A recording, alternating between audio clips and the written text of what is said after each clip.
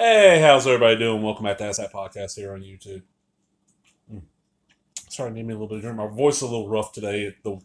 It's finally becoming kind of chilly outside around here, so I'll get my little head cold, so I'll probably sound different. All right, what we got here is, and this is something, first thing, I never thought I would see this on DVD, to be honest. When this came out, I'm like, yeah, it's a VHS. Because this came out in 98, 99.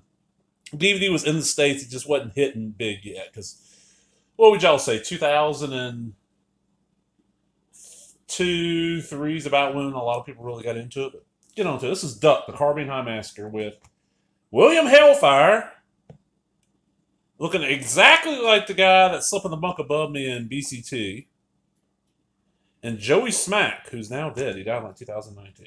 Just when you thought it was safe to go back to school. This is the release from Saturn Core.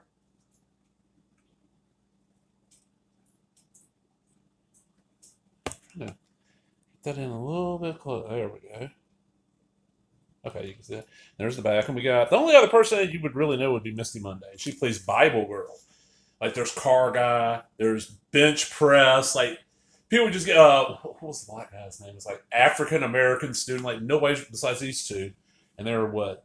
Derek and Derwin. And it's just so over the top. Imagine.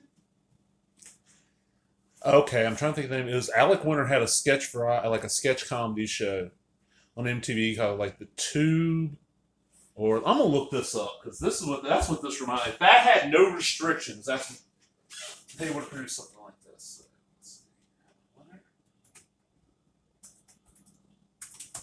It was one of those MTV shows that like did not air very very long, like a season of maybe 8 episodes.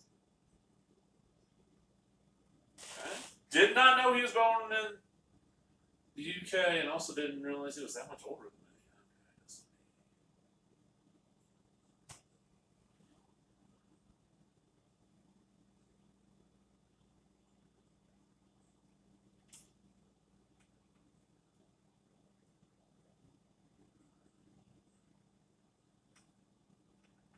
Trying to find it here, people. I'm sorry. I know this is just amazing.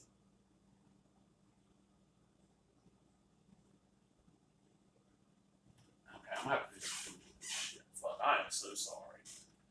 I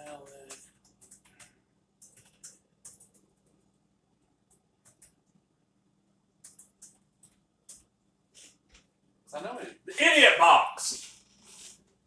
Okay, if y'all remember the Idiot Box, sorry, I know I just wasted a pile of time. If y'all remember the Idiot Box, if that had no restrictions, they would have done something like this. Like, it starts off there wearing like German war helmets in their basement, drinking and smoking. The parents are like oblivious to everything, the two leads.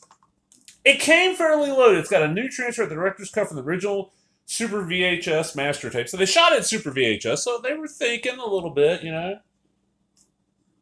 99. Yeah, if you weren't going to shoot on film, that would probably be your best choice. New 2021 audio commentary with co-director William Hellfire and producer Peter Just Alone, moderated by Mike Hunchback of the Seminole Psychosis. Okay. Aftershock, new 2021 feature detailing the creation and media frenzy surrounding Duck. Archival 2004 interview with co-director William Hellfire. A collection of short 16mm films from co-director Joey Smack. Extended live performance from Today Is the Day. Isolated soundtrack featuring Bob Burt from Sonic Youth and Pussy Galore. Hyde from Ultraviolet. And Today Is the Day. Deleted scenes, trailers, photo gallery. Photo gallery actually has some cool little pictures in it. I put this in. I got this a couple days ago. I put it in. I've watched it once. I went through most of the extras. I will tell you which one. I've not listened to the commentary yet because this is one of those films where I heard about it as soon as it came out because it was all over the like underground alternative cinema press there was. You had Cult Movies, which didn't talk about this shit a lot. Alternative Cinema, which was connected to the company, I think that ended up putting this out, not this version. Or it might be, who knows. Video Watchdog, Phantom of the Movies Video Scope, was Psychotronic. Psychotronic was probably still coming out by then. Yeah, 99 probably. He had all this, and I bought most of them, so I heard about it. Okay, I want to see it. Never got the VHS, so I wasn't going to pay what they wanted. I'm going to show y'all something while I'm talking here. There's a disc. This was just like the cover. Right. That's not there. What I like is that you get this cover, but you also get, and I'll go back to what I was talking about in a second. This, the original bootleg VHS cover. That is so fucking... That's, honestly, that's the cover I keep it on. Like, most of my Screen Factory ones got the flipper covers. I don't leave the new art. I leave the old art because that's what I'm used to seeing. Now, this, of course, is a little big because it's... Oh, no, yeah, it fits. But that VHS, I never got it. Saw it for sale a couple places. Didn't want to pay 20, 25, 30 bucks. You know, shipping is going to run me right at 30. I don't want to pay that. Did not ever expect this to hit DVD. It didn't get as much bad press as I thought it would, but it got a lot. Because like, it's basically, they made a parody of the Columbine killings, like, within months of them happening. Like, Columbine was, what, May of 99, I think? Yeah. May of 99. And this came out in, like, September. August, September, sometime around then. And it's one of those, it's not going to play cable. You know, it's a shot-on-video movie. They don't have, you know, Cinemax shot-on-video channel. You know, you don't have, you know, well, we get the stars. You don't have stars, you know, SOV or DTV. So I sat down and watched it. And going into it, the only actors and actors I knew, William Hellfire, I've seen one or two of his other things, but I used to listen to alternative cinema podcasts when it was coming out regularly all the time. Anytime a new episode came out, I'd listen to it. And Home Dude was entertaining as fuck on there. And then, of course, Misty Monday. This is not her first. She had done the Vampire Strangler or Teenage Strangler and a few of those other like weird fetishy films with William before.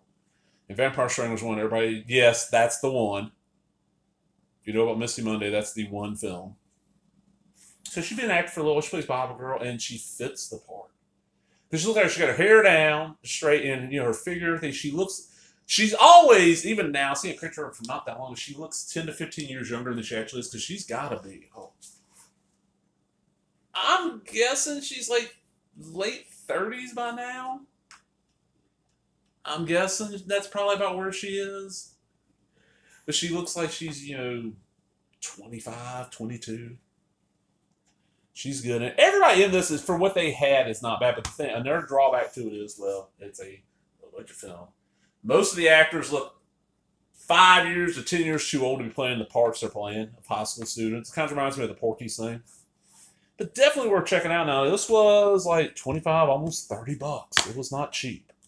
It's a small label, so I was like, I'll take a chance. It's one where, and talking about me not getting to see it. Okay, so it came on VHS, didn't see it, sorry. I forgot all about that. Well, in early 2004, I learned how to use BitTorrent. I was like, oh shit. There was a place called Tracker 3 that had a copy of this. Because by early 2004, the VHS was probably out of stock everywhere. There was a DVD that came out in 2004. I never knew about it. It was from like Shriek Show. One of those labels. Shock Media. Media Blasters. Didn't know shit about it. So it wasn't until, as of recording, and I'm going to go ahead and put this up. This was, it would be about 3 weeks ago. I'll see on Rock Shock Pop forums, and spell that out, rockshockpop.com. P-O-P for pop. That it's coming out. You got it, it's need pre-order, so I went and pre-ordered it. Just because I'm like, I got a feeling they ain't gonna make a lot of these. And I've been wanting to see it forever, because what happened was when BitTorrent came out, I got a rip of the VHS. Downloaded it, and this is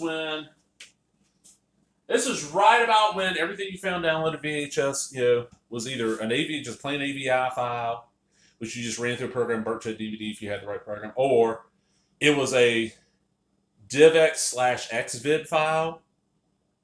It was encoded with that codec as an AVE, that was the codec, and it would play on like a good chunk of the DVD players, even though most of them didn't advertise this shit. They'd play on there, so it's like, fuck. That became our DVR. Once we realized that, I was like, well, I'm going to go get us, you know, a couple more of these DVD players and just buy a spindle of, you know, blank CDs and DVDs. But so it ended up on a DVD with a pile of other stuff. Never got to watch, It just got fucked up. You know, it's just burnt data. Didn't know about the DVD, and then I saw this advertisement. I'm like, I got to see it. I want to see it. It is interesting. Nothing amazing. I mean, I would probably... Jesus, I forgot how bad that bottom part of that cover is. Front. You know, I would probably... Unless you really enjoy real low-budget cinema or love this film, there's a lot of cool extras on here, but I would say skip this for the price right now. If it ever goes down to like $15, 10, 15, maybe even 20. Because I'm going to go look it up real quick. I want to say I paid right at 30 for this, but I'm going to double check. I might lock it in cheaper. Give me a couple seconds here, people. Okay. Duck the Carbine High Massacre. I think it's one of those that's like, you can get it on Amazon Prime.